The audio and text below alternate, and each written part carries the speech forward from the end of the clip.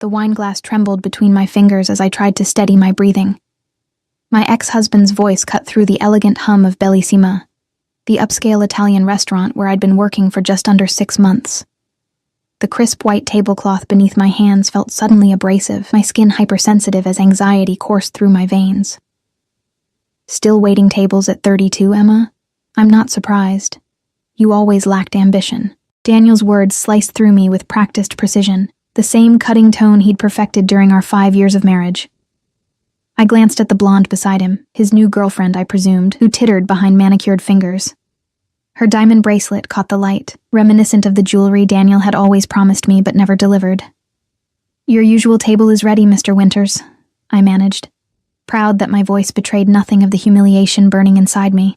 The scent of his familiar cologne, sandalwood and bergamot, triggered memories I'd spent 18 months trying to erase. "Actually," Daniel said, leaning back in his chair, his custom suit stretching across shoulders that had once felt like home, "I think we'll take that one." He pointed to the corner table, the best in the house, reserved for special guests, a table I couldn't give him. "I'm sorry, that section is reserved," I replied, the rehearsed smile pinching my cheeks. Daniel's eyes narrowed. "Come on, Em, for old time's sake. Or are you still bitter that I left?" He turned to his date. She never could accept when things were over, part of why it didn't work out. The humiliation burned hotter. 3 other servers hovered nearby, pretending not to listen while clearing tables with exaggerated focus. I'd told none of my coworkers about my divorce, about how Daniel had drained our joint account before leaving me with nothing but debt and trust issues. "Your table is this way," I repeated, turning to lead them through the dimly lit restaurant, past the soft glow of candles and murmuring couples. "I heard you had to move back in with your mother," Daniel continued, his voice deliberately loud enough for nearby diners to hear. "Pathetic, isn't it, Caroline? This is what happens when you marry for love without a prenup." My knees weakened. How did he know about my mother's place? I'd been living in her spare bedroom since losing our apartment, working double shifts to save for my own place while helping with her medical bills. The uniform I wore, a crisp white blouse and black skirt, suddenly felt like a billboard advertising my failure. That's when I noticed him. He sat alone at the corner table, the one Daniel had demanded. I'd never served him personally, but every staff member knew who he was. Salvatore Russo, owner of half the properties in this part of the city, including a rumored stake in Bellissima itself. His presence was always announced by the 2 men who entered first, security who scanned the restaurant before he arrived, and the hushed whispers that followed. Tonight, he wore a charcoal suit that looked hand-stitched, his dark hair swept back from a face that belonged in Renaissance paintings, angular jaw, sculpted cheekbones, eyes the color of aged whiskey. Despite the summer heat outside, he showed no sign of discomfort. His posture relaxed yet commanding. Even seated, his authority was palpable. What caught me off guard was that he was watching me. Not glancing, not the casual observation of a bored diner. Watching. His eyes locked with mine across the room with such intensity that the rest of the restaurant seemed to fade into silence. His gaze held neither pity nor amusement at my humiliation, just a dark, calculating interest that made my skin prickle. "Still driving that beat-up Honda?" Daniel continued behind me, oblivious to my distraction. "I always told you it was embarrassing. Caroline and I just got a new Miss." The single word cut through Daniel's monologue like a blade.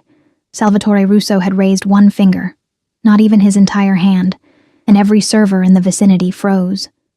My heart hammered against my ribs as his security detail shifted, suddenly alert. The entire restaurant seemed to hold its breath. "Sir?" I managed, my voice barely audible. "These guests seem dissatisfied with your service." His voice was deeper than I expected, with the barest hint of an Italian accent. "I believe there's been a misunderstanding." Daniel, sensing an opportunity to complain to management, stepped forward. "Yes, we requested the corner table, and I wasn't speaking to you." Salvatore never took his eyes off me, his tone causing Daniel to physically recoil. Then, with deliberate slowness, Salvatore moved the leather portfolio that had been resting on the chair opposite him. "Sit with me." It wasn't a request. The restaurant went so quiet I could hear the ice settling in water glasses. Daniel's face flushed red, but the presence of Salvatore's security, one stationed by the door, another near the bar, kept him silent. I should have been frightened. Every instinct screamed that Salvatore Russo was dangerous. The rumors about his connections, the way even our restaurant manager deferred to him, the subtle threat that hung around him like expensive cologne. Yet in that moment, faced with Daniel's cruelty and my own humiliation, Salvatore seemed like sanctuary. "Your table, Mr. Winters, is this way," I said to Daniel, gesturing to Marco, another server, who hurried forward to escort them. I smoothed my skirt with trembling hands and approached Salvatore's table. Up close, he was even more intimidating. A thin scar traced his left eyebrow, and a heavy watch gleamed on his wrist. I caught the scent of something rich and masculine. Not cologne exactly, but something more elemental. His hands, resting casually on the table, bore a single platinum ring and immaculate nails. "Thank you," I said quietly, as I slid into the seat across from him, unsure what else to say. His eyes studied me with uncomfortable thoroughness. "Your ex-husband," he stated rather than asked, his voice low enough that only I could hear. I nodded, wondering how he knew. Men who publicly humiliate women they once claimed to love reveal much about their character. He picked up his wine glass, swirling the dark red liquid. None of it admirable. Before I could respond, Sophia, our head server, rushed over. "Mr. Russo, I apologize for the interruption. Emma will be taking her break now," he interrupted, not looking at her. "Bring her whatever she'd like." Sophia hesitated, glancing between us with obvious concern. I should have been offended at being discussed as if I weren't present, but something in his manner, the absolute certainty that his word was law, made protest seem impossible. "It's fine, Sophia," I assured her. "Could you ask Marco to cover my section for 20 minutes? After Sophia departed, an awkward silence fell. I was acutely aware of Daniel watching from across the room, his expression a mix of confusion and anger. "You don't know who I am," Salvatore finally said, studying me with that same unsettling intensity. "Everyone knows who you are, Mr. Russo." A smile touched his lips, brief, contained, yet somehow transforming his severe features. "They know a name, a reputation." He leaned forward slightly. "Tell me, Emma, what exactly did he take from you?" The directness of the question startled me. How do you know my name?" He gestured to my name tag with a slight tilt of his head. "Right," I murmured, feeling foolish. "You didn't answer my question. I shouldn't have told him. This man was a stranger, and likely a dangerous one, yet something in his steady gaze made the truth spill out. Everything. Our savings. The apartment, my credit score. I twisted the simple silver band I still wore on my right hand. My grandmother's ring. The one thing Daniel hadn't managed to take. My dignity, apparently. Salvatore's expression didn't change, but something in his eyes darkened. And what did the law do? Nothing. The accounts were joint. Legally, he was entitled to empty them. The bitterness I'd been suppressing rose to the surface. 5 years together, and I never thought he'd... I stopped myself. "I'm sorry. You don't need to hear this," I asked, he said simply. A waiter appeared with another glass of wine, placing it before me. I hadn't ordered it, but Salvatore nodded at the glass. "Drink. It will steady your nerves." I took a sip, surprised by the rich complexity that flooded my tongue. It wasn't the house wine we served by the glass. This was something far more expensive. "Why did you ask me to sit with you?" I finally managed. He considered me for a long moment. "Because you have sad eyes, Emma, and because men like him," his gaze flicked briefly toward Daniel's table, "should not be allowed to feel they've won." There was something in his voice, a hardness, a finality, that sent a shiver down my spine. This wasn't normal conversation. This was something else entirely.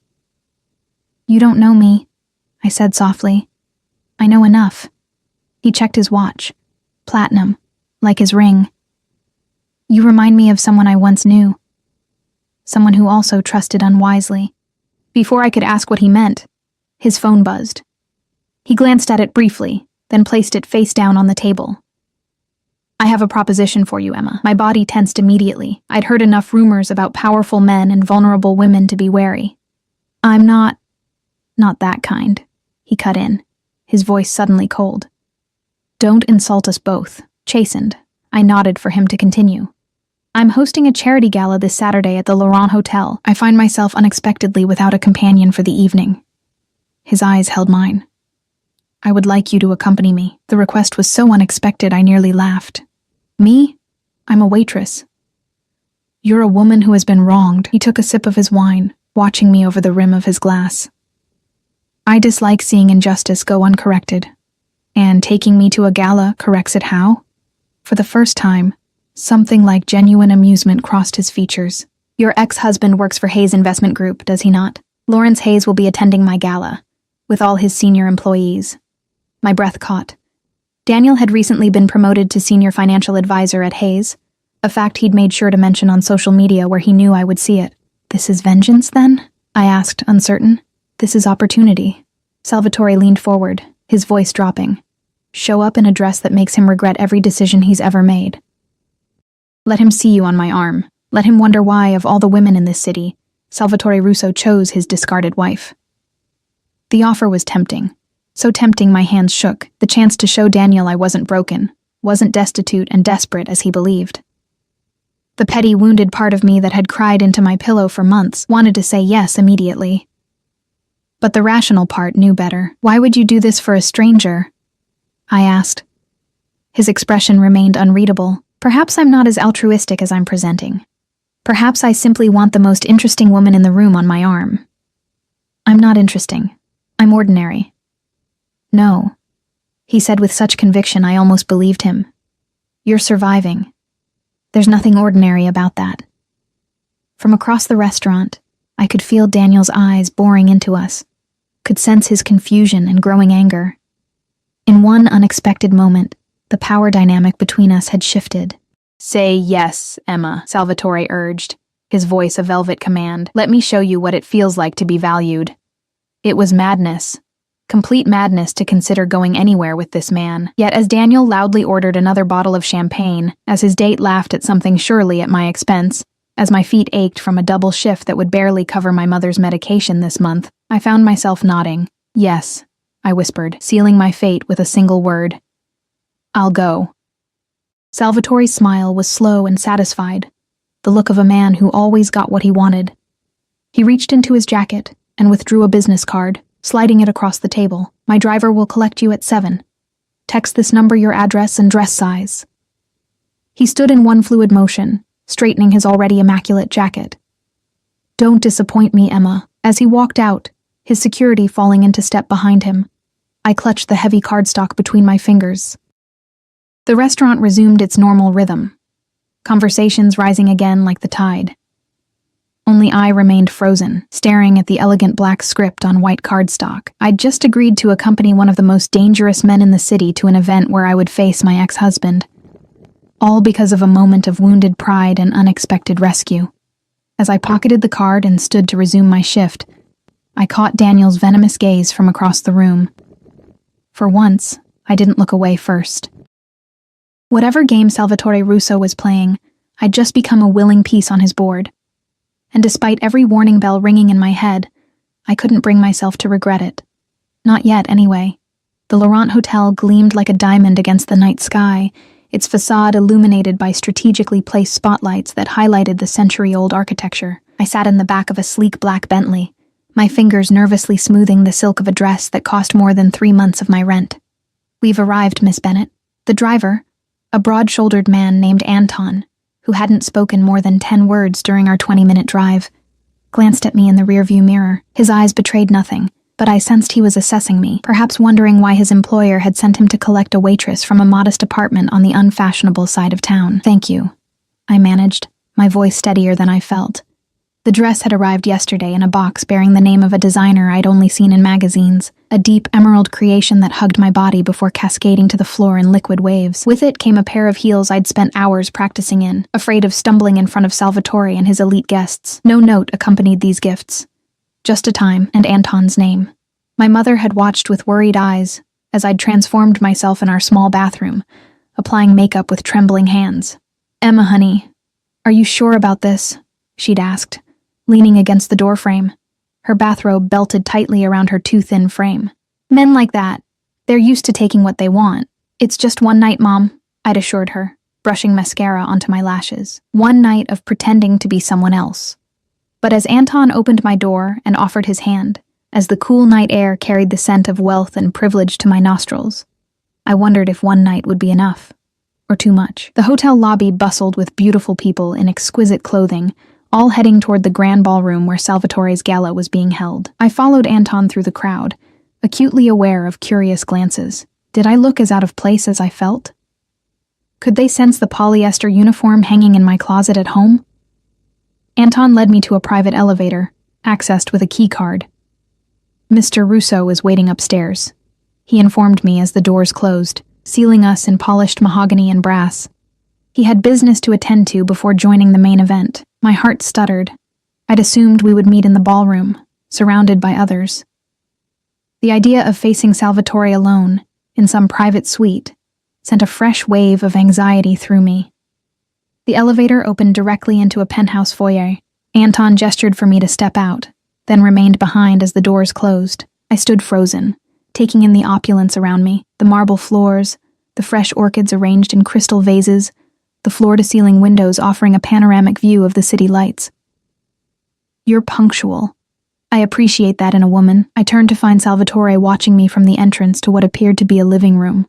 He wore a tuxedo that made Daniel's custom suits look mass-produced in comparison, the crisp white of his shirt contrasting with his olive complexion. His dark hair was styled impeccably, and a faint scent of spice and cedar followed him as he approached. "The dress suits you," he observed, circling me slowly.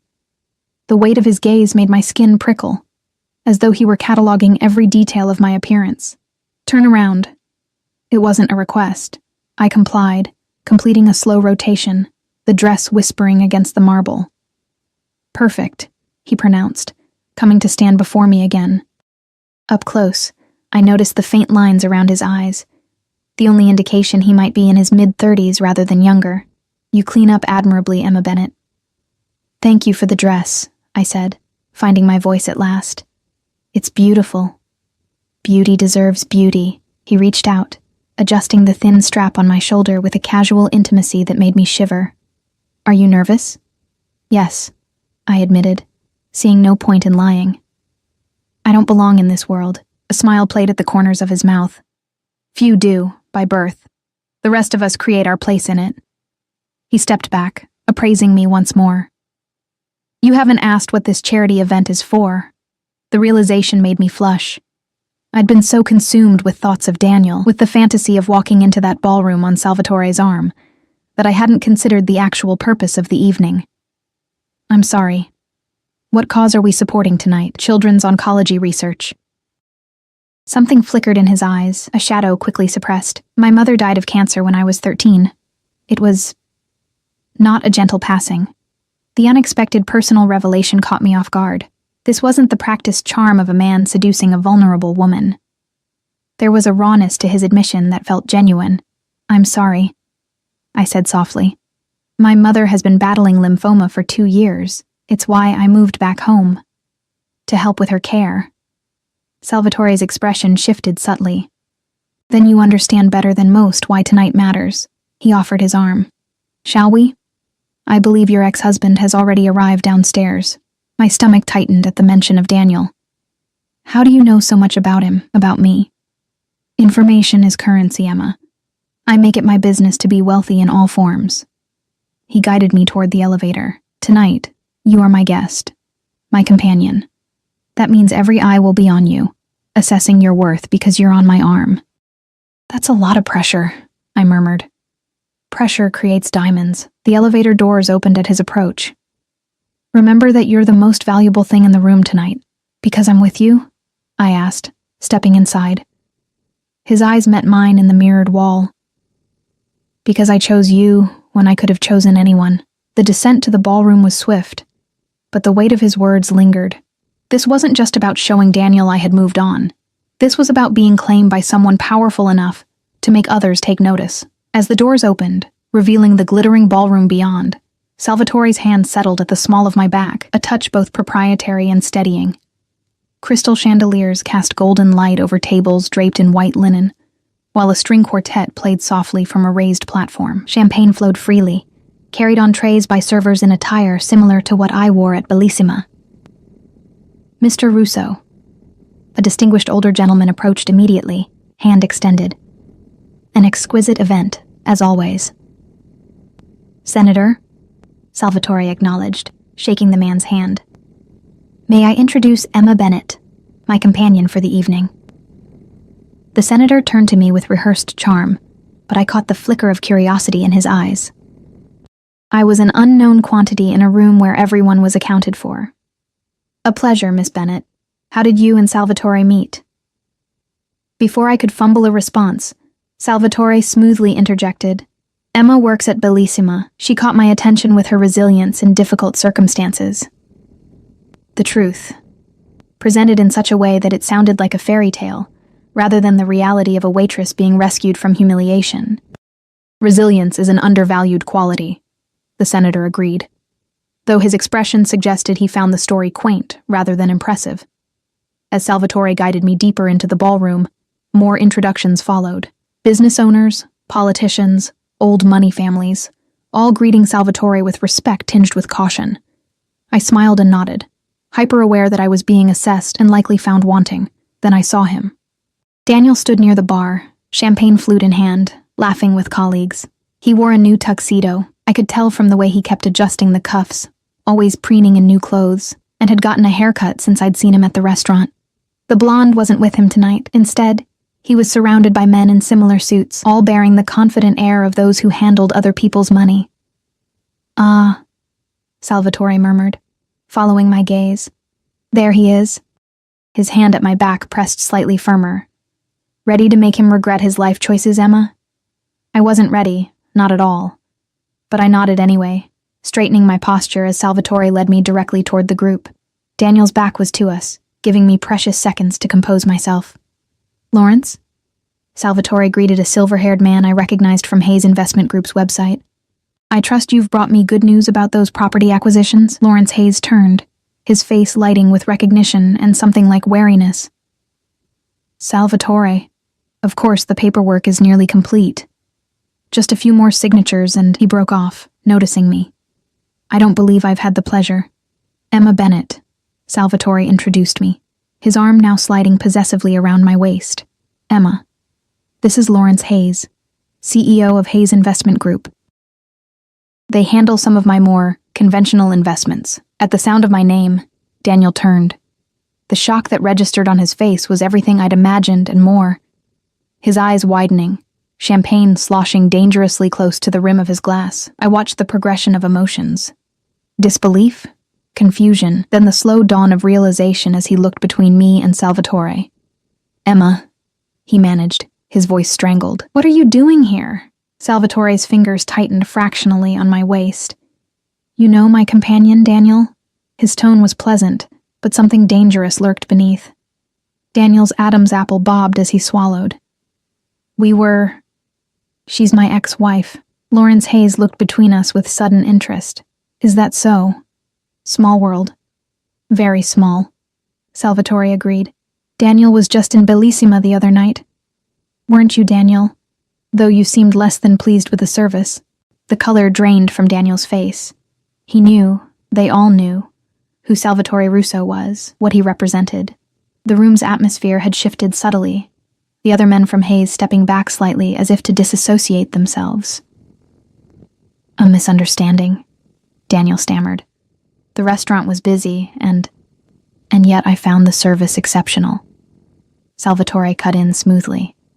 "So exceptional, in fact, that I invited Emma to accompany me tonight." His thumb traced small circles against the silk at my waist, a gesture both intimate and clearly visible to everyone watching. Sometimes true value isn't immediately apparent to those without discerning tastes. My cheeks burned, but the humiliation I'd felt at the restaurant had transformed into something else, a heady power born from the naked fear in Daniel's eyes, from the possessive way Salvatore held me. "Emma always had excellent taste in restaurants," I said, finding my voice at last. "It's why I chose to work at Bellissima after we separated. The atmosphere is so much more refined than the places Daniel preferred." It was a small jab, referring to Daniel's habit of choosing restaurants based on their proximity to sports bars, but Salvatore's appreciative glance made me bold. "You're working there as a server?" Lawrence asked, his surprise poorly disguised. "Among other things," Salvatore answered for me. Emma has been consulting on some special projects for me. Her insight has been invaluable. The lie rolled off his tongue with such conviction that for a moment even I almost believed it. Daniel's expression darkened, suspicion replacing his initial shock. "What kind of projects?" he asked, a hint of his old condescension returning. "Emma's background is in English literature. Hardly relevant to your business interests, Salvatore." "On the contrary," Salvatore replied, his voice dropping to a register that made the hairs on my arm stand up. "Emma possesses qualities I find essential in my inner circle: loyalty, discretion, resilience." He lifted his free hand, brushing a strand of hair from my face with deliberate tenderness. "Intelligence that sees beyond surface appearances." The implication hung in the air, that I was not merely arm candy but someone privy to Salvatore's confidences, someone he trusted. The expression on Daniel's face shifted again, this time to something like alarm. "If you'll excuse us," Salvatore continued, "Emma and I should greet the other guests. Lawrence, I'll have my lawyer call yours tomorrow about those properties." As we moved away, I released a breath I hadn't realized I was holding. "That was just the beginning," Salvatore murmured close to my ear, guiding me through the crowd. "The night is young, and I want everyone to see us together, especially him." For the next hour, Salvatore kept me at his side, introducing me to business associates, politicians, and socialites. With each introduction, his hand remained at my waist, occasionally sliding lower to rest at the curve of my hip.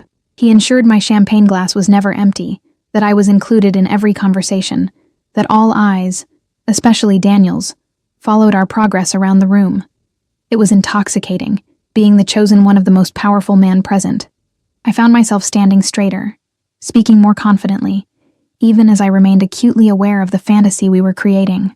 "Dance with me," Salvatore said, as the quartet began a slow waltz. It wasn't a request. He led me to the center of the dance floor, one hand clasping mine, the other settling at the small of my back. He moved with the natural grace of someone raised in the spotlight, guiding me effortlessly through steps I barely remembered from a college formal dance class. "You've been watching him all night," Salvatore observed, his lips close to my ear. "Does it satisfy you, seeing him unsettled?" "Yes," I admitted, the champagne making me honest. "Is that terrible of me? It's human, to want those who hurt us to suffer in return." His hand splayed wider against my back, drawing me closer. "But revenge is a poor substitute for power, Emma." "What do you mean?" "Your ex-husband took your security, your confidence. Tonight, he sees you elevated beyond his reach." Salvatore's eyes held mine, intense and searching. "But what happens tomorrow, when the dress goes back in its box and you return to Bellissima? Will his shock be worth the crash that follows?" The question pierced the champagne bubble I'd been floating in. Tomorrow, I would be back in my black skirt and white blouse. Back to double shifts and my mother's medical bills. Back to reality. "You're saying I'll regret this," I murmured, suddenly aware of how many eyes were on us, how many whispers followed our movement across the floor. "I'm saying one night of revenge is fleeting." His fingers tightened on mine. "But a complete transformation, that would destroy him." My heart stuttered. "What are you suggesting?" The music shifted, and Salvatore drew me even closer, my body now flush against his. "I could use someone like you, Emma. Someone overlooked, underestimated. Someone with nothing left to lose." "Use me for what?" His smile was slow and dangerous. "Let's discuss that privately, later." Before I could respond, I felt his body tense slightly. Following his gaze, I saw a man approaching, tall, silver-haired, with the confident stride of someone used to command. Unlike the other guests who waited for Salvatore's acknowledgement, this man moved directly toward us, interrupting our dance without hesitation. "Salvatore," the man greeted, his accent distinctly Eastern European. "A word." Salvatore's expression hardened for a fraction of a second, before smoothing into polite acknowledgement. "Mikhail, I wasn't aware you were on the guest list. A last-minute addition," Mikhail replied, his eyes sliding to me with cold assessment. "Private matters require discussion." The tension between the two men was palpable, electricity crackling in the narrow space separating them. Without looking at me, Salvatore said, "Emma, would you mind getting us some fresh champagne? I need a brief moment with an old associate." I nodded, stepping away from the security of his presence, feeling suddenly exposed in the emerald dress that marked me as Salvatore's companion. As I made my way to the bar, I sensed eyes following, some curious, some dismissive, some calculating. Quite the entrance you made tonight. I turned to find Daniel beside me, his earlier shock replaced with thinly veiled anger. Up close, I could smell the champagne on his breath, see the slight flush across his cheekbones that indicated he'd had too many. "Daniel," I acknowledged coolly, signaling the bartender for 2 glasses. "Enjoying the party?" "What the hell are you doing with Salvatore Russo?" he hissed, leaning closer. "Do you have any idea who he is? What he does?" "He's been nothing but a gentleman to me," I replied, keeping my voice steady. "Unlike some men I've known." Daniel grabbed my arm, his fingers digging into my skin. "This isn't a game, Emma. Russo is dangerous. Whatever he's told you, whatever he's promised, it's not worth it." I yanked my arm free, fury rising in my chest. "You don't get to pretend concern for my welfare, not after what you did." "What I did was leave a failing marriage," he snapped. "What you're doing is getting involved with a man who ruins lives for sport. Why do you think Hayes is so nervous tonight? Half our clients are terrified of crossing Russo's interests." "Maybe they should be more careful about who they cross," I retorted, accepting the champagne flutes from the bartender. Daniel stepped closer, his voice dropping. "Has he fucked you yet? Is that what this is about? Revenge via the most dangerous man you could find?" The crude question hit like a slap. Before I could respond, a hand settled on Daniel's shoulder, not Salvatore's, but Anton's, the driver who had brought me to the hotel. "Mr. Russo suggests you step away from Miss Bennett," Anton said quietly, his massive frame dwarfing Daniel's. Daniel's face contorted with fury and fear. "Tell your boss to find another pawn." "Emma's not cut out for his world." "That will be all, Mr. Winters," Anton replied, his grip visibly tightening until Daniel winced. As Daniel retreated, shooting me one last warning glance, Anton turned to me. "Mr. Russo apologizes for the interruption. He asks that you join him in the private lounge. I'll escort you." The champagne glasses forgotten, I followed Anton through a discreet door at the side of the ballroom, and down a corridor lined with artwork worth more than I would earn in a lifetime.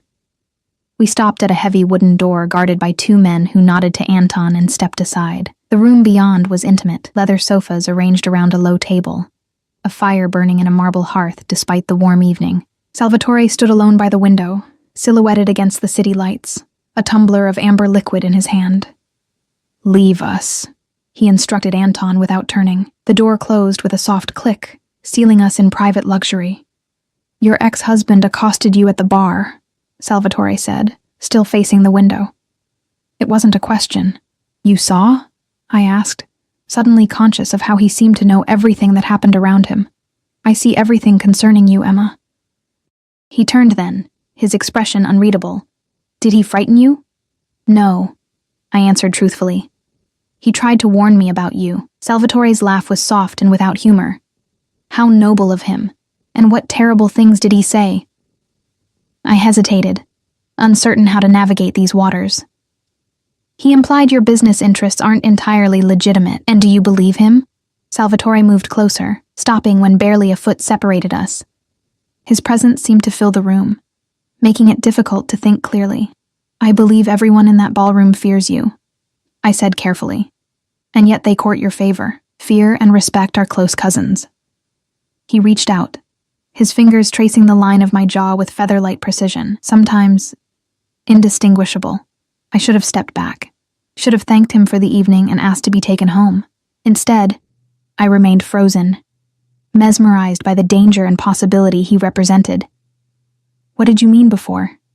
I asked, my voice barely above a whisper. "About using me?" His hand dropped to the side of my neck, thumb resting at the pulse point where my heartbeat betrayed my nervous anticipation. I meant exactly what I said. I need someone loyal, someone overlooked, someone with nothing left to lose. His eyes held mine. "Someone like you, Emma Bennett." "For what purpose?" I pressed. "To be my eyes and ears in places I cannot go. To be above suspicion." His thumb moved in a slow circle against my skin. "To belong to me. In all ways that matter." The possessiveness in his voice should have repelled me. Instead, it ignited something primal. The desire to be claimed, to be valued, to be protected after months of vulnerability. And if I say yes? My voice trembled despite my efforts to control it. What then? Salvatore's eyes darkened. Then you enter my world completely. No more waiting tables. No more financial worries. Your mother's medical care provided for. His hand slid to cup the back of my neck.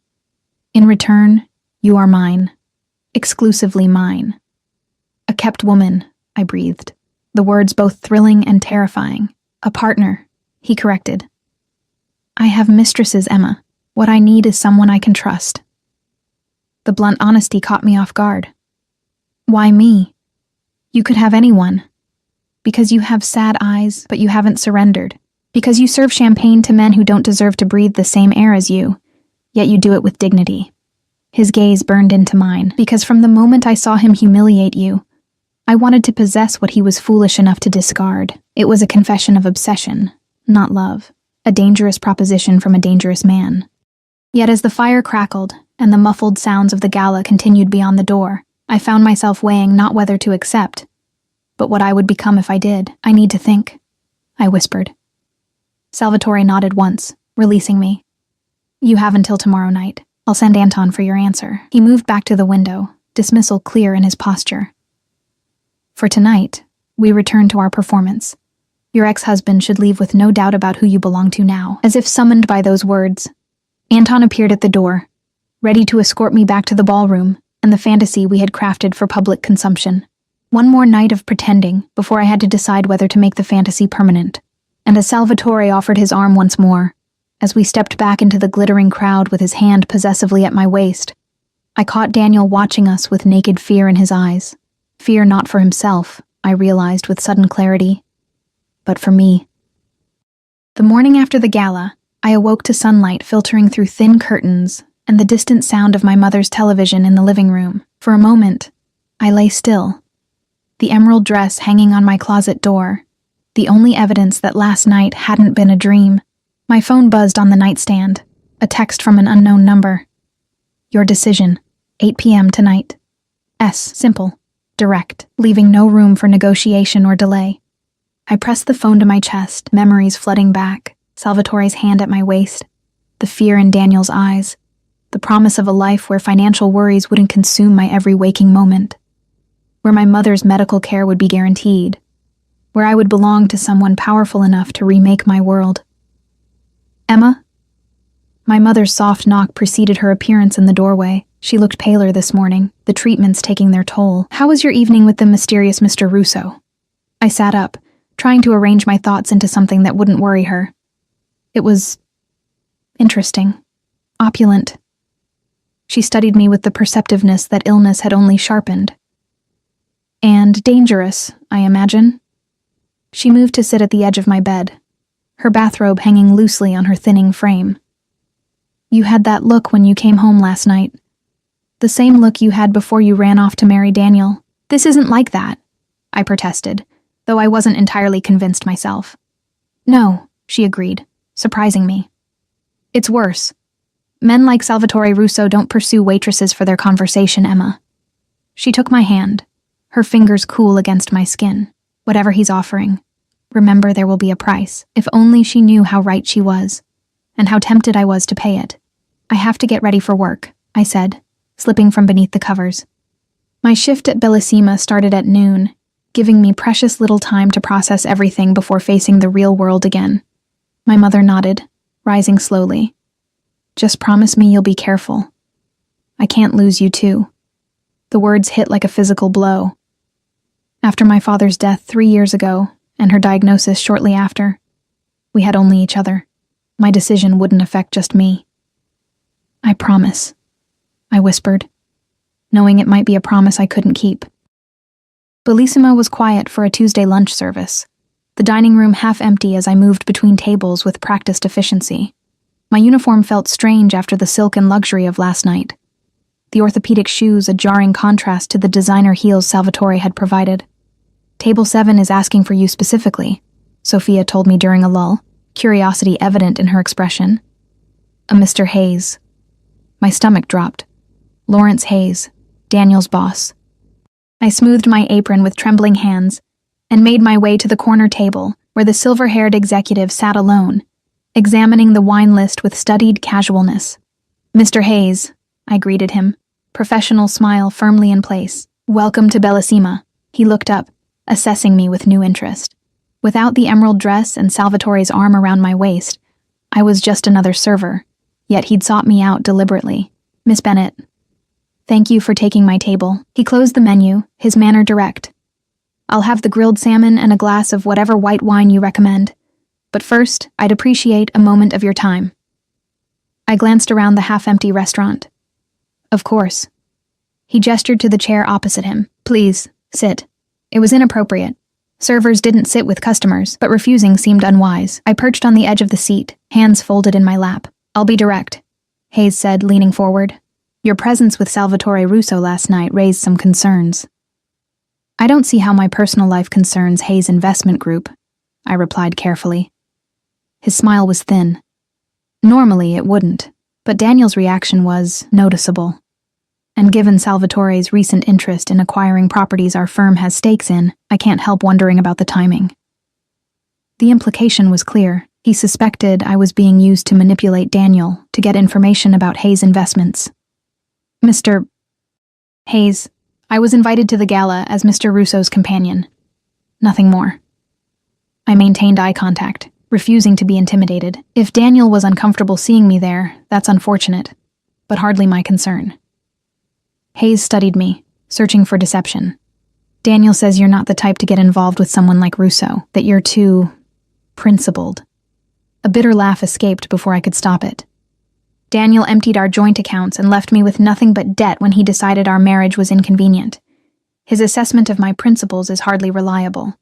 Something like respect flickered in Hayes' eyes. "Fair enough." He sat back, the interrogation apparently complete. "I hope, for your sake, you know what you're doing with Russo.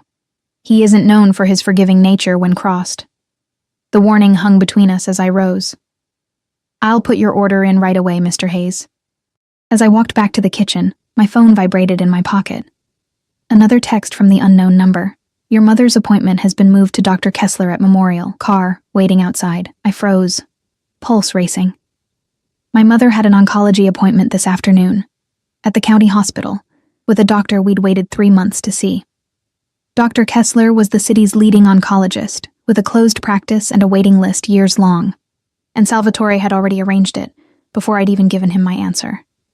I found Sophia in the kitchen. "I need to leave," I said, my voice urgent. "Family emergency." Her eyes widened with concern. "Of course. Is it your mother?" "Yes, but it's complicated.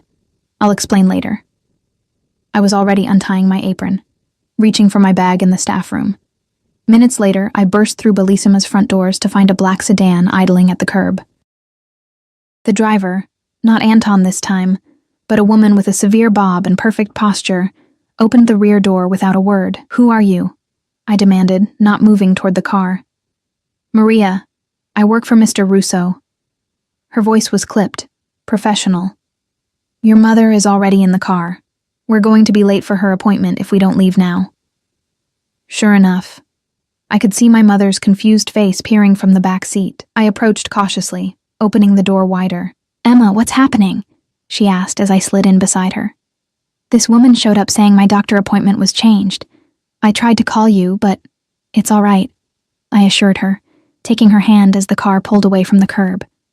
"It's been arranged by a friend." "Mr. Russo," Maria supplied from the front seat, meeting my eyes in the rearview mirror. "Dr. Kessler is his personal physician. The doctor has reviewed your mother's files and believes there may be treatment options your previous doctors overlooked." My mother turned to me, alarm replacing confusion. "Emma, what have you done?"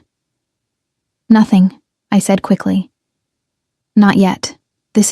I searched for words that wouldn't frighten her further. This is a gesture of goodwill. Or a demonstration of power, a reminder of what Salvatore could provide, and what accepting his offer would mean." The ride to Memorial was silent, my mother's hand clutching mine with surprising strength. When we arrived, we were escorted past the crowded waiting room directly to a private suite where Dr. Kessler, a distinguished man in his 60s with kind eyes and confident movements, was waiting. "Mrs. Bennett, Miss Bennett," he greeted us warmly. "I've been reviewing your case. I believe we have options to discuss." For the next hour, He outlined an experimental treatment protocol, one normally reserved for patients with significant financial resources or connections. The survival rates he quoted were double what we'd been told by previous doctors. "How much will this cost?" my mother asked, ever practical despite the hope now brightening her eyes. Dr. Kessler's smile was practiced. "The financial aspects have been arranged. You're to focus on getting well, Mrs. Bennett." As the appointment concluded, a nurse appeared with a schedule of treatments beginning the following week. My mother was led away for preliminary blood work, leaving me alone with Dr. Kessler. "Mr. Russo is very interested in your mother's recovery," he said, his tone careful. "It's rare for him to involve himself in a patient's care so directly." I swallowed hard. And if things changed between Mr. Russo and myself, would my mother's treatment continue? The doctor's expression revealed nothing. I couldn't say. I only know that he was explicit about providing the best care possible, regardless of cost. The message couldn't have been clearer. My mother's life was now a bargaining chip. When we returned home that afternoon, my mother sat me down at our small kitchen table. "Emma, you need to tell me what's going on. Who is this man, and why is he paying for my treatment?" I couldn't meet her eyes. "He's offered me a position, working for him." "What kind of position?" Her voice was sharp with suspicion. "A companion, an assistant of sorts." The half-truths stuck in my throat. She reached across the table, forcing me to look at her. "Do you know what they called women like that in my day?" "Mistresses. Kept women." Her fingers tightened on mine. "Is that what this is?" "It's complicated," I whispered. "No, it isn't." She released my hand, sitting back. "He's buying you with my treatment, and the worst part is, you're considering it." Tears burned behind my eyes. "What choice do I have, Mom? We're drowning in medical debt. This treatment could save your life, not at the cost of yours," she countered fiercely. "I won't have my life extended by watching you sell yourself to a man like that." "You don't understand what he's offering," I said, rising from the table. "Security. Protection. A life where we don't have to struggle for every basic necessity. And what's the price? Your freedom? Your safety?" She shook her head. "Your father would—" "Dad isn't here," I cut in, harsher than I intended.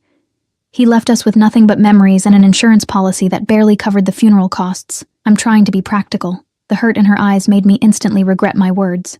But before I could apologize, my phone buzzed again. 7 p.m. Decision time moved up. Car coming. S. I stared at the screen, heart pounding. The shift in timeline felt deliberate, calculated to catch me off balance after the emotional whirlwind of the day. "That's him, isn't it?" my mother asked quietly. I nodded, unable to speak. She stood slowly, steadying herself against the table. "Whatever you decide, Emma, remember who you are. Your soul isn't for sale, no matter how pretty the package." As she retreated to her bedroom, I remained frozen in our kitchen, the clock on the wall ticking away the minutes until I would have to give Salvatore my answer. An answer that had become infinitely more complicated now that he'd demonstrated exactly what he could offer, and what I stood to lose. The sleek black car arrived precisely at 7, idling outside our apartment building with quiet authority. I'd changed 3 times, finally settling on a simple navy dress, respectable but unremarkable. If this was to be a business arrangement, I would present myself accordingly. "I won't wait up," my mother said from her bedroom doorway, her face drawn with worry in the aftermath of today's extensive tests. "Just remember what I said." I kissed her cheek, inhaling the familiar scent of her lavender soap. "I love you," I whispered, words that felt simultaneously inadequate and all-encompassing. Anton opened the car door as I approached, his expression as impassive as ever. "Miss Bennett." The drive was silent, the darkening city sliding past my window like scenes from a life I was leaving behind. We didn't head toward the restaurant or the Laurent Hotel, but into the exclusive North Shore neighborhood where mansions stood behind wrought iron gates and private security. The car turned into a curved driveway, approaching a modern structure of glass and stone perched at the edge of a cliff overlooking the water. Unlike the ostentatious homes we'd passed, this one projected quiet power, understated elegance that required no explanation. "Mr. Russo is waiting in the study," Anton informed me as we entered a soaring foyer of marble and light. "This way." I followed him through the immaculate house, noting the absence of personal touches, no photographs, no mementos, nothing that revealed the man who lived here. The art on the walls was museum quality but emotionally distant. Abstract paintings and ancient sculptures behind subtle security glass. Anton knocked once on a heavy wooden door before opening it and gesturing me inside. The study was warm compared to the rest of the house. Walls lined with leather-bound books, a fire crackling in a stone hearth, deep leather chairs arranged around a low table bearing a crystal decanter. Salvatore stood by the windows that overlooked the water, silhouetted against the last purple light of sunset. He wore dark trousers and a white shirt, sleeves rolled to the elbows, revealing strong forearms and the glint of an expensive watch. "Emma." He turned as the door closed behind me, Anton withdrawing silently. "Right on time." "You moved up our appointment," I said, remaining near the door, maintaining distance between us. After arranging my mother's medical care without my consent, a slight smile touched his lips. "You're angry." "I'm cautious," I corrected. "You've demonstrated your power and resources quite effectively today." He crossed to a small bar, pouring amber liquid into 2 crystal tumblers. "Would you prefer I hadn't arranged the appointment? Dr. Kessler is difficult to access on short notice. I would prefer understanding your motives before my mother becomes dependent on your generosity." He approached, offering one of the glasses. "My motives are exactly as I stated last night. I want you in my life, in a specific capacity." When I hesitated, he added, "It's just scotch, Emma. If I wanted to compromise you, I wouldn't need chemicals." The blunt statement sent a chill down my spine, even as I accepted the drink. "And what capacity is that exactly? You mentioned being your eyes and ears. What does that entail?" He gestured to one of the leather chairs, taking the one opposite as I sat. "I have business interests across the city, legitimate enterprises that occasionally face complications from less legitimate forces." "You mean criminal elements?" I said flatly. His expression revealed nothing. "I mean, competitors who don't always respect boundaries. My visibility makes it difficult for me to move unnoticed, to hear unguarded conversations, to understand what happens below the surface. And I could?" I took a careful sip of the scotch, the liquid burning a path down my throat. "You're intelligent, observant, and most importantly, underestimated." He leaned forward slightly. "People reveal themselves around beautiful women they believe have no power, especially when those women appear to belong to someone else." Understanding dawned, cold and clear. "You want me to be seen as your mistress, your possession, while actually gathering intelligence for you. Among other things." He studied me over the rim of his glass. "You would live here, accompany me publicly, have access to everything my protection provides. In exchange, you would be loyal only to me, alert to information that might affect my interests, and occasionally placed in positions to observe specific individuals." "Spy, you mean?" The word fell between us, ugly and undisguised. "If you prefer that term." He seemed unbothered by my directness, though I consider it more selective observation. I set my glass down, pulse racing. "And my mother's treatment? Guaranteed, regardless of your decision tonight." His statement surprised me, and he must have seen it in my expression. "I'm not a monster, Emma. I don't use terminal illness as leverage. Dr. Kessler will continue her care whether you walk out that door or stay." The unexpected concession destabilized me. I'd been prepared for ultimatums, for the harsh bargaining of my mother's life against my compliance. This apparent generosity was harder to resist. "Why?" I asked, genuine confusion in my voice. "Why make that guarantee when it diminishes your negotiating position?" Something like respect flickered in his eyes. "Because I want your choice to be clear-eyed. If you stay, it's because you choose my world over the one you've known, not because I've left you no alternatives." I rose, needing movement to process his words. "And if I choose to walk out that door?" "Then Anton drives you home. Dr. Kessler continues your mother's treatment, and our paths likely won't cross again." He remained seated, watching my restless movement. "I don't pursue unwilling participants, Emma. Yet everything you've done since the restaurant has been calculated to ensure my willingness," I pointed out. "The dress, the gala, Daniel's humiliation, my mother's treatment, all designed to show me what you could provide." His smile was slow, appreciative. You see clearly. That's another quality I value. I stopped by the fireplace, watching the flames consume a log. If I agreed, what would my life look like, practically speaking? You would move in immediately. A separate suite of rooms would be yours, with privacy when you desire it. He set his glass down, steepling his fingers. You would have a generous allowance, a car and driver, new wardrobe appropriate to your position. Your financial concerns would end. And us? What would be expected between us? The question was difficult to voice, but necessary. His expression remained unchanged. I find you attractive, Emma. I won't pretend otherwise, but physical intimacy isn't a condition of our arrangement. But it's anticipated, I pressed. It's a natural progression I would welcome, should you come to desire it. His honesty was disarming, but I have no interest in reluctant companions, in business or pleasure. I turned back to the fire, buying time to organize my thoughts. The arrangement he proposed wasn't what I'd feared, not quite the kept woman my mother had warned about, but something more complex. A partnership with clearly defined roles, mutual benefits, and boundaries I could potentially navigate. What about Daniel? I asked finally. Was that just for show? Or do you have genuine business with Hayes Investment Group? Both, Salvatore admitted.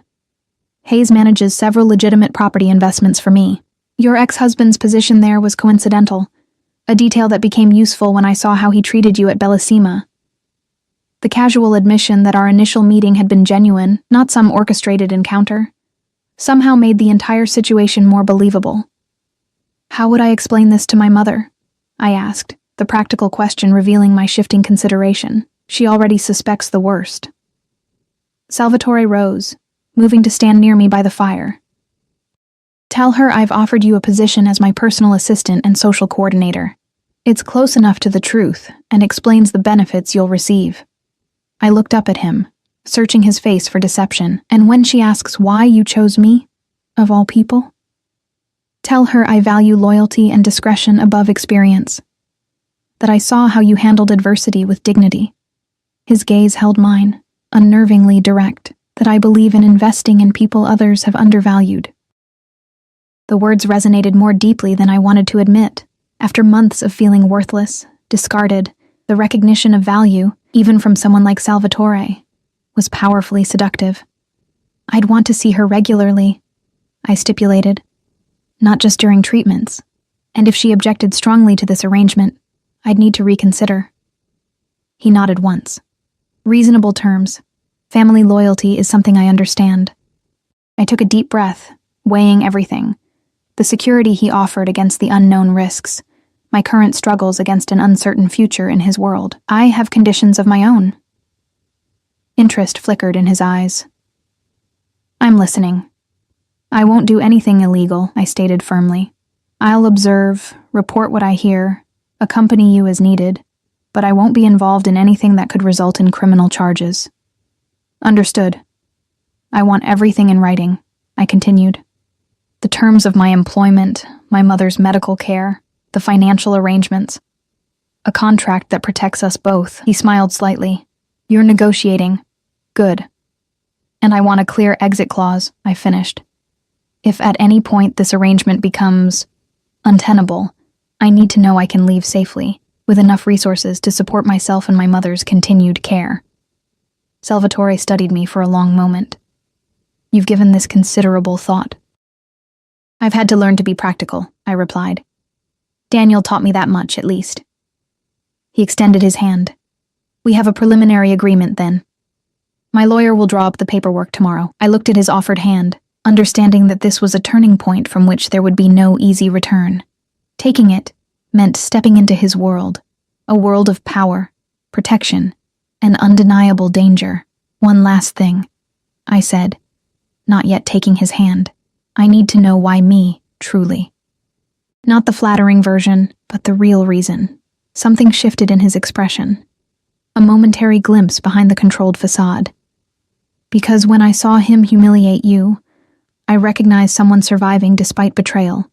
Because you have nothing left to lose, which makes you both vulnerable and dangerous. He paused. And because I've learned that the most valuable loyalties come from people who've seen the worst of humanity and still choose to believe in something better. It wasn't romance. It wasn't even particularly kind, but it held an honesty that finally tipped the balance. I placed my hand in his, the contact sending an unexpected current through my body. We have an agreement. His fingers closed around mine, warm and strong. Welcome to your new life, Emma Bennett. As the fire crackled beside us, as the last light faded from the sky beyond the windows, I made a silent promise to myself. I would use this opportunity to rebuild my life and secure my mother's future. But I would never lose sight of who I was, or forget that in Salvatore Russo's world, everything came with a price I was now committed to paying.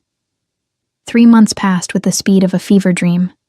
My life transformed so completely that sometimes I would wake in my luxurious suite, a space larger than our entire apartment had been, and momentarily forget how I'd arrived there. My mother had moved into the guest house on Salvatore's property 2 weeks after I accepted his offer. Initially resistant, she'd gradually relented as Dr. Kessler's treatment began showing promising results. The latest scans revealed significant tumor reduction, and color had returned to her cheeks for the first time in years. I still don't entirely approve, she told me just yesterday during our weekly garden lunch. But I can't deny he's been generous. An understatement. Salvatore had not only covered her medical care, but had also arranged for a live-in nurse, a specialized diet prepared by his personal chef, and transportation to every appointment. He treated her with unfailing courtesy during their infrequent interactions, never mentioning the nature of my position in his household. As for that position, it had evolved in ways I hadn't anticipated. I'd expected to be paraded around at social functions, listening for useful information while playing the role of decorative companion. Instead, I'd become something far more integrated into Salvatore's daily operations. You have good instincts, he'd observed after I'd noticed a pattern in the behavior of one of his restaurant managers, subtle discrepancies that eventually revealed an embezzlement scheme. I want you in more meetings. From there, my responsibilities expanded. I reviewed contracts beside him, sat in on business negotiations, accompanied him to property acquisitions. Always watching, always listening, noting who seemed nervous, who avoided eye contact, who spoke too quickly or too slowly. You see things others miss, Salvatore had said one evening, as we reviewed my observations about a potential business partner. You notice the human elements while my other advisors focus on numbers. It was true. Years of serving others, first Daniel, then restaurant patrons, had taught me to read micro-expressions, to sense mood shifts, to predict needs before they were voiced, skills born of survival that now served a different purpose. Salvatore kept his word about our physical relationship. He never pressured, never demanded, maintaining a professional distance that was occasionally punctuated by lingering looks or casual touches that sent electricity through my body. We shared dinners, conversations, proximity, but nothing more. Until last night, I stood at my bedroom window now, watching dawn break over the water, my body still humming with the memory of his hands, his mouth, the weight of him above me. It had been inevitable, perhaps, this crossing of the final boundary between us. 3 months of tension building like a slow-burning fuse. The catalyst had been unexpected. A chance encounter with Daniel at an art gallery opening where Salvatore was a major donor. I'd been examining a sculpture when a familiar voice spoke behind me. So, it's true. You really have become Russo's pet project. I'd turned to find Daniel watching me, his expression a mix of disdain and poorly concealed curiosity. 3 months had changed him too. A new haircut, expensive watch, designer suit that screamed promotion. Daniel. I'd kept my voice neutral, conscious of Salvatore across the room, deep in conversation with the gallery owner, but undoubtedly aware of everything happening in his periphery. Enjoying the exhibition? Cut the act, Emma. He'd stepped closer, lowering his voice. Everyone knows what you are to him. The question is whether you know what he is.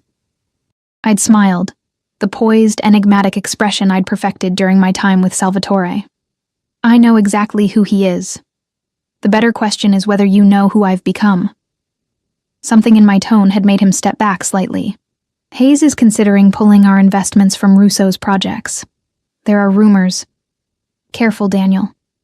I'd sipped my champagne, maintaining eye contact. Business discussions in social settings can be easily misinterpreted, especially when they involve my employer. His face had flushed. You're actually loyal to him after everything he's dragged you into. The difference between Salvatore and you, I'd said quietly, is that he values what I bring to his life. You only valued what you could take from it. Before Daniel could respond, I'd felt a presence behind me. Salvatore, materializing as if summoned, his hand settling possessively at the small of my back. Mr. Winters, he'd greeted Daniel, his tone pleasant, but eyes cold. Discussing business at an arts function? How gauche. Daniel had paled visibly, just catching up with my ex-wife. Former wife, Salvatore had corrected, his thumb tracing small circles against my spine. And current right hand. Emma has become invaluable to my operations. His smile hadn't reached his eyes. Perhaps you should mention that in your report to Hayes. The implication that Salvatore knew about Daniel's assignment to gather information had sent him retreating with mumbled excuses. As soon as he was out of earshot, Salvatore had turned to me. You handled him well? He'd observed, his hand still at my back. He's been instructed to approach you, to see if you might be persuaded to share information about my business. I'd raised an eyebrow. You knew and didn't warn me? I wanted to see where your loyalties lay without prompting. His gaze had been intent, searching. You didn't disappoint. The drive home had been charged with unspoken tension, Salvatore's hand resting on my knee in the back of the car, his thumb occasionally brushing against the silk of my dress in a way that seemed both deliberate and unconscious. When we'd arrived home, I'd expected him to retreat to his study as usual. Instead, he'd followed me toward my suite, stopping me in the hallway with a gentle hand on my arm. You've never asked about the rumors, he'd said, his voice low in the dimly lit corridor. About my business, my connections, the things Daniel and others have tried to warn you about. I'd turned to face him, suddenly aware of how close he stood, of the heat emanating from his body. Would you answer truthfully if I did? Perhaps. His fingers had traced a path from my shoulder to my collarbone, featherlight. Would it change anything between us? The question hung between us, the acknowledgement that whatever I knew or suspected about his dealings, I had already made my choice to remain. No, I'd admitted, it wouldn't. His hand had cupped my face, thumb brushing across my lower lip. Why?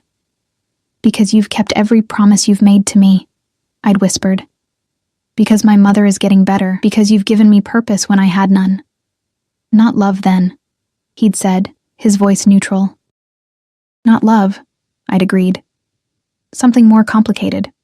His kiss had been gentle at first, questioning rather than demanding, before deepening into something hungry, possession finally claimed after months of patience. I'd responded with equal fervor, 3 months of tension unraveling as his hands found the zipper of my dress as we stumbled into my bedroom, as restraint gave way to urgent need. Now, watching the sunrise paint the water gold and crimson, I wondered what would change between us. Whether last night had altered our carefully negotiated arrangement, or simply added a new dimension to it. A soft knock interrupted my thoughts. I tightened the silk robe around my body before opening the door to find Salvatore fully dressed in one of his immaculate suits, looking as though he'd been awake for hours. We need to talk, he said without preamble. There's been a development. I gestured for him to enter, conscious of my bare feet and tousled hair, the visible evidence of our night together. He remained standing, tension evident in the set of his shoulders. What is it? I asked, suddenly alert to the unusual gravity in his manner. Hayes Investment Group has pulled out of 3 major projects without warning. All funds withdrawn, contracts terminated. His expression was controlled, but I'd learned to read the subtle signs of his anger.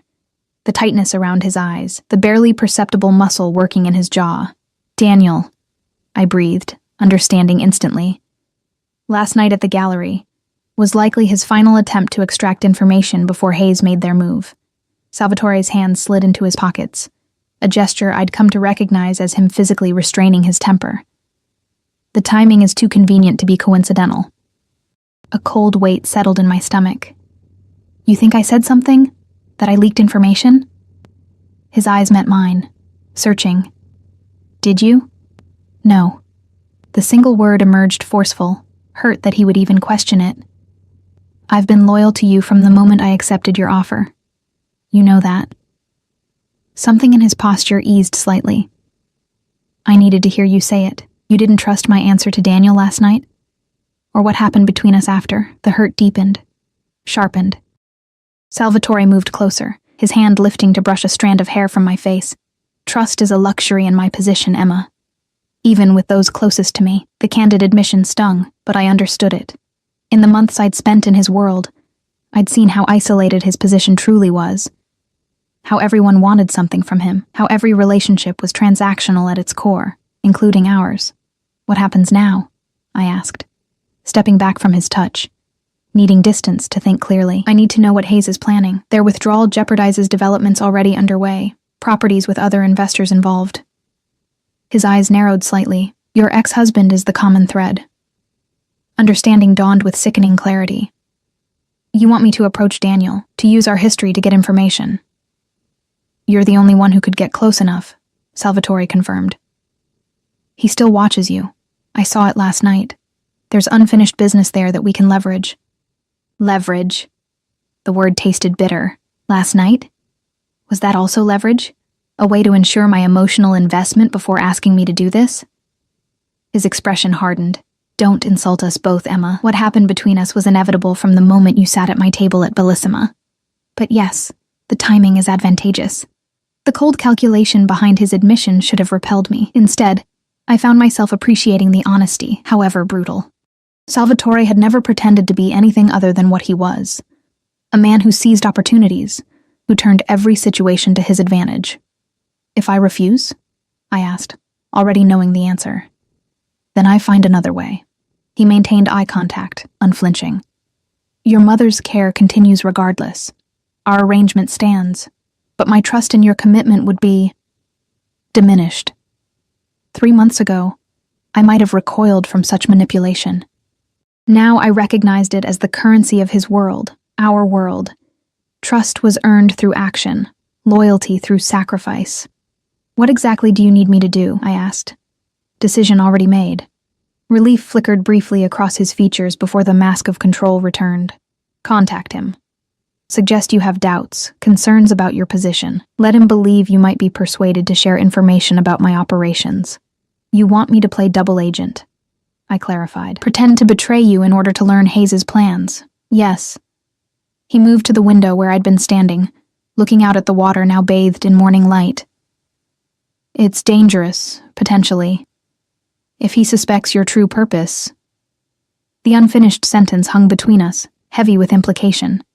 I joined him at the window, not quite touching, but close enough to feel the heat of his body. He underestimated me once before. He'll do it again. Salvatore turned to face me, something like pride in his expression. You've changed in these months, Emma. Grown stronger. Learned from the best, I replied, attempting lightness despite the gravity of what we were discussing. His hand found mine, fingers interlacing with unexpected gentleness. If at any point you feel endangered, you extract yourself immediately. Promise me. The concern seemed genuine, touching something within me I'd tried to keep protected. The part that wanted to believe his interest in me transcended the practical value I provided. I promise, I said softly. He nodded once, satisfied. Good. We'll discuss details after you've dressed. His gaze traveled over my robed figure with renewed heat. Though I find your current attire distracting. The tension between us shifted, business giving way to the magnetic pull that had drawn us together last night. For a moment, I considered pulling him back to bed, delaying the difficult conversation about my impending deception. Instead, I stepped back. I need to check on my mother this morning, and you need to tell me everything about these investments. What Hayes knew, what they might be planning. Salvatore's smile was slow, appreciative, always the practical one. Very well. He moved toward the door, pausing with his hand on the knob. Emma? Yes? Last night wasn't leverage, it was surrender. With that enigmatic statement, he left, closing the door softly behind him. I remained by the window, watching the day brighten, contemplating the dangerous game I was about to play. Daniel would be suspicious, but his ego, his belief that I'd been coerced or manipulated into Salvatore's world, would make him vulnerable. He would want to believe I was reaching out for help, that I regretted my choices, and I would use that belief against him, just as Salvatore had taught me. As I turned to prepare for the day ahead, I caught my reflection in the mirror, elegant silk robe, hair tousled from Salvatore's hands, eyes sharper and more calculating than they had been 3 months ago. The transformation was undeniable. I had entered Salvatore's world as a victim seeking protection. I would face Daniel as something else entirely. A woman who had learned the true nature of power and how to wield it.